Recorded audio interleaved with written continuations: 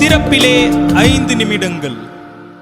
கிறிஸ்துவுக்குள் மிகவும் பிரியமான என் அன்பு சகோதர சகோதரிகளை, இன்றைக்கும் திறப்பில் 5 நிமிடங்கள் என்கிற இந்த ஜெப நேரத்தில் என் அன்பு சகோதர சகோதரிகள் உங்கள் அனைவரோடு கூட இணைந்து ஜெபிக்க கர்த்தர் பாராட்டின கிருபைக்காக ஆண்டவர் நன்றி செலுத்துகிறேன்.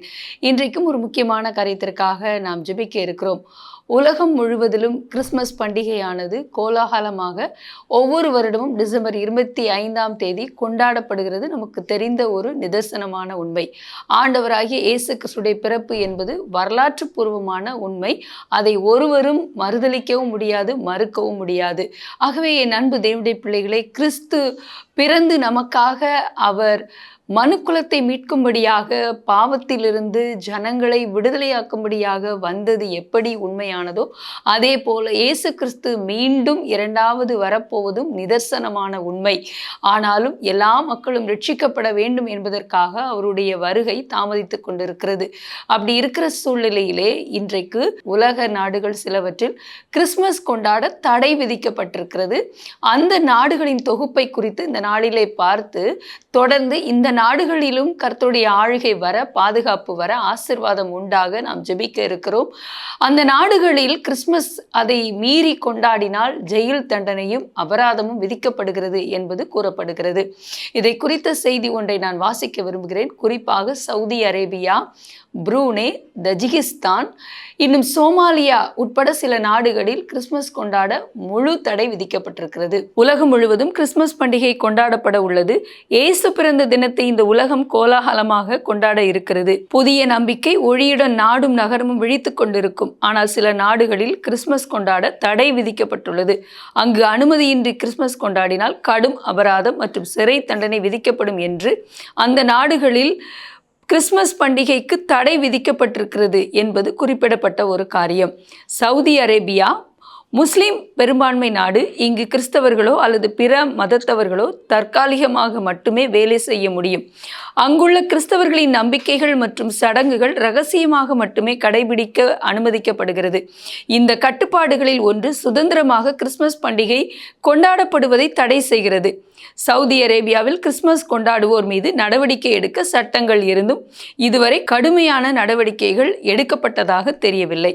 வடகொரியா 2016ஆம் ஆண்டில் வடகொரிய அதிபர் கிம் சாங் நாட்டில் டிசம்பர் 25ஆம் தேதி கிறிஸ்மஸ் பண்டிகையை கொண்டாட தடை விதித்தார். தஜிகிஸ்தான் முஸ்லிம் பெரும்பான்மை நாடு. இங்கு கிறிஸ்மஸ் கொண்டாடுவது தடை செய்யப்பட்டுள்ளது. டிசம்பர் 2015இல் தஜிகிஸ்தானின் கல்வி அமைச்சகம் பள்ளிகள் மற்றும் பல்கலைக்கழகங்களில் கிறிஸ்மஸ் மரங்கள் அல்லது பிற கொண்டாட்டங்களை நிறுவ தடை விதித்தது. பின்னர் தடைகள் மேலும் அதிகரித்தன.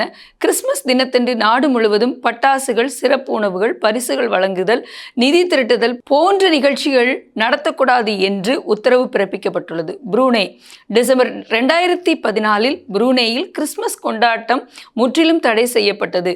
கிறிஸ்மஸ் முஸ்லிம்களை தவறாக வழிநடத்தும் மற்றும் அவர்களின் நம்பிக்கையை குறை மதிப்பிற்கு உட்படுத்தும் என்ற அடிப்படையில் அவர்கள் கொண்டாட்டத்தை தடை செய்தனர். சோமாலியா 2015ஆம் ஆண்டு சோமாலிய அரசு கிறிஸ்மஸ் கொண்டாட தடை விதித்தது. இது நாட்டில் உள்ள முஸ்லிம் மக்களுக்கு அச்சுறுத்தலாக அமையும் எனவும் கிறிஸ்மஸ் போன்ற கொண்டாட்டங்களுக்கும் இஸ்லாத்திற்கும் எந்த சம்பந்தமும் இல்லை என்பதை காரணம் காட்டினர். ஆகவே என் அன்பு தேவனுடைய பிள்ளைகளே, இந்த நாடுகளுக்காக ஜெபிக்க இருக்கிறோம். ஆண்டவராகிய இயேசு கிறிஸ்துவினுடைய பிறப்பு ஒவ்வொருடைய வாழ்க்கையிலும், ஒவ்வொருடைய இல்லத்திலும் உள்ளத்திலும் இயேசுவின் பிறப்பு மகிழ்ச்சியை, சமாதானத்தை கொண்டு வர, தேசத்தில் ஆசீர்வாதத்தை கொண்டு வர ஜெபிக்க இருக்கிறோம். எங்கள் அன்பின் பரலோக பிதாவே, ஆசீர்வதிக்கப்பட்ட அந்த நாளின் காலை வேளைக்காக நன்றியோடு துதிக்கிறோம், ஸ்தோத்திரிக்கிறோம். ஆண்டவரே, டிசம்பர் மாதம் பிறந்து விட்டாலே கிறிஸ்மஸ் பண்டிகை கோலாகலமாக அனைத்து நாடுகளிலும் கொண்டாடப்படுவதை நாங்கள் இதுவரையிலும் கேட்டு வந்திருக்கிறோம். ஆனால் சில நாடுகளிலே ஆண்டவரே கிறிஸ்மஸ் கொண்டாட்டம் முற்றிலும் தடை விதிக்கப்பட்டிருக்கிறது என்பதை எண்ணி நாங்கள் பாரத்தோடு ஜெபிக்கிறோம். அந்த நாட்டில் உள்ள கிறிஸ்தவர்களுக்காக ஜெபிக்கிறோம். அவர்கள் கிறிஸ்துவின் அன்பை வெளிப்படுத்த எந்த விதத்திலும் தயங்காமல் கிறிஸ்துவின் சுவிசேஷம் அந்தந்த நாடுகளில் தேவ நாமத்தை மகிமைப்படுத்த நாங்கள் ஜெபிக்கிறோம். எந்தெந்த நாடுகளில் கிறிஸ்து பிறப்பு தடை செய்யப்பட்டிருக்கிறதோ அங்கு கிறிஸ்து அந்த நாடுகளிலும் அந்த மக்கள் மத்தியிலும் பிறக்க நாங்கள் பாரத்தோடு ஜெபிக்கிறோம். அந்த மக்களும் இயேசுவின் அன்பை அறிந்து கொள்ள, இயேசு தங்களுக்காக வந்தார், இரத்தம் சிந்தினார் என்பதை அவர்களும் உணர நாங்கள் பாரத்தோடு ஜெபிக்கிறோம். ஆண்டவரே, உம்முடைய பிறப்பு ஒவ்வொருடைய வாழ்க்கையிலும் நன்மையையும் ஆசீர்வாதத்தையும் ரட்சிப்பையும் ஆண்டவர் எல்லா ஆசீர்வாதங்களை கொண்டு வர ஜெபிக்கிறோம். இயேசுவின் நாமத்தில் பிதாவே, ஆமேன். தொடர்ந்து ஜெபியுங்கள். கர்த்தர் தாமே உங்களை ஆசீர்வதிப்பாராக. ஆமேன்.